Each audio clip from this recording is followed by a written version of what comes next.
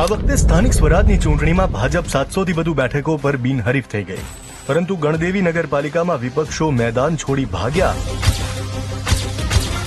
કે ફોર્મ ભરવામાં કોઈએ રાજ રમત રમી. મેન્ડેટ ખિસ્સામાં જ હતા છતાંય છેલ્લી ઘડી સુધી કોણે ન પહોંચાડ્યા. આખો ઘટનાક્રમ સમજવા ગણદેવીમાં અમે ઇન્વેસ્ટિગેશન કર્યું. 11 એપ્રિલે ફોર્મ ભરવાનો છેલ્લો દિવસ હતો. ગણદેવી નગરપાલિકામાં 6 વોર્ડની 24 બેઠકો માટે કોંગ્રેસને માંડ 18 ઉમેદવારો મળ્યા હતા. એ પણ બે વોર્ડમાં એક જ વ્યક્તિએ દાવેદારી નોંધાવી ત્યારે એક બાજુ ઉમેદવારો ફોર્મમાં જરૂરી વિગતો ભરતા હતા, બીજી બાજુ 3 વાગતા મેન્ડેટ પહોંચી શક્યા નહીં, એટલે ચૂંટણી અધિકારી મિતેશ પટેલે કોંગ્રેસ ઉમેદવારના ફોર્મ રદ કરી દીધા. પરંતુ આખા પ્રકરણમાં સૌથી પહેલો સવાલ એ હતો કે 18 ઉમેદવારોના મેન્ડેટ હતા કોની પાસે.